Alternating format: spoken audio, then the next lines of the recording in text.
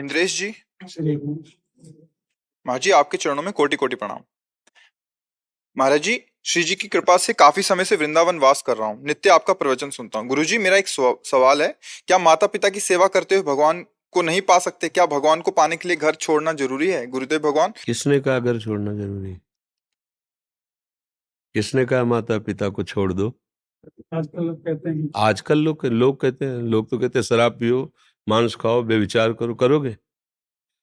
लोग नहीं। तस्मात् शास्त्रम प्रमाणम ते कार्याकार्यो व्यवस्थित हो। भगवान आदेश करते हैं, शास्त्र के अनुसार ही कार्य और अकार्य दोनों का निर्णय किया गया, क्या करना चाहिए क्या नहीं करना चाहिए। दो मार्ग हैं, एक है प्रवृत्ति मार्ग, एक है निवृत्ति मार्ग। निवृत्ति मार्ग मतलब संन्यास मार्ग, बाबा जी का जैसा मार्ग। इस मार्ग में जब हम चलते हैं तो माता पिता के चरणों में प्रणाम करके उनसे अनुमति लेकर आजीवन के लिए उनसे ना मिलने का वैराग्य लेते हैं। जिस दिन से जन्मभूमि से निकले, खत्म। माता पिता भाई बंधु परिवार, अब हमारा भगवान के सिवा कोई नहीं। लौट कर आज तक नहीं गए। जिस रसोई में बचपन में खेलते हुए भोजन पाया और उससे निकले, आज तक उस रसोई में बैठकर कवल नहीं तोड़ा। जिस माँ ने पालन पोषण किया, उसी के आशीर्वाद से निकले, वो पधारी क्या हुआ जीवन में नहीं देखा।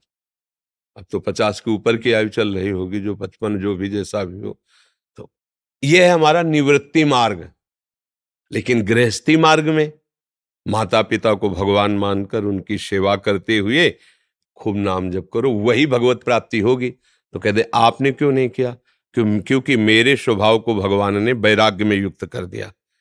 भगवान का ही बना हुआ मार्ग है ना, तो मेरे को भगवान ने इस मार्ग में चलाया।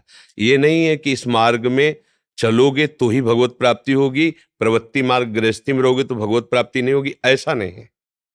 स्वभाव के अनुसार भगवान सब जीव को मार्ग देते हैं। तो कुछ पूर्वजन्म का ऐसा भजन साधन रहा होगा कि भगवान ने हमको ये स्वभाव बनाया और ये मार्ग दे दिया। पर इस मार्ग में जो चलकर फल मिलता है वो तुम्हें वही मिल जाएगा।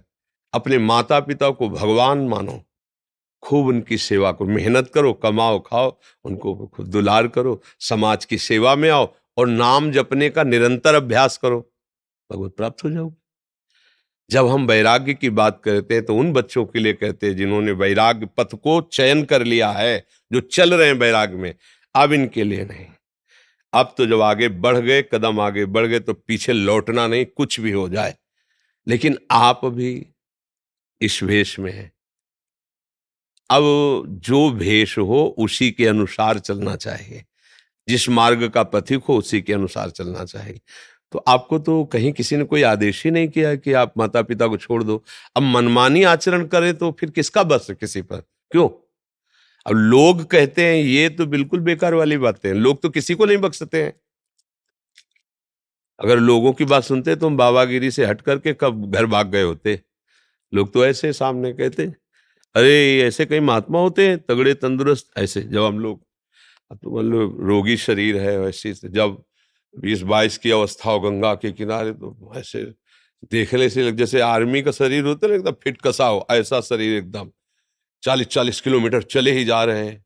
भोजन की व्यवस्था आने पर खूब प्राणायाम और आसन व्यायाम और ब्रह्मचर्य, तो उसका लोग ऐसे सामने का ऐसे थोड़ी बाबा जी होते हैं। मतलब लोगों की भावना होती है बाबा जी मतलब बूढ़ा, मतलब पतला सा, ऐसा ऐसा कुछ भावना नहीं होता कि वो ऐसा होगा बाबा जी का ऐसा। और ऐसे कोई बाबा जी होते चिकले चुपड़े तगड़े तंदुरुस्त, ऐसे बाबा जी थोड़ी होते। तो फिर हमें तो जब ये गालियां सामने से मिलती तब मन एक बार होता है कि हमने इनका क्या बिगाड़ा, क्यों? तब लगता चुप शांत, जिस मार्ग के पति को ये इनाम है इस मार्ग का, चुपचाप आगे बढ़ो। तो लोगों की कहने की बातें तो फिर तो ना आप संसार के लायक रह जाओगे ना भगवान के लायक। कई बार हम सुनाया है कि एक आदमी अपने पिता के साथ जा रहा था घोड़े के साथ, तो उसने कहा पिताजी इसका बैठ जाओ आप, हम पैदल चल रहे हैं घोड़ा पकड़े से।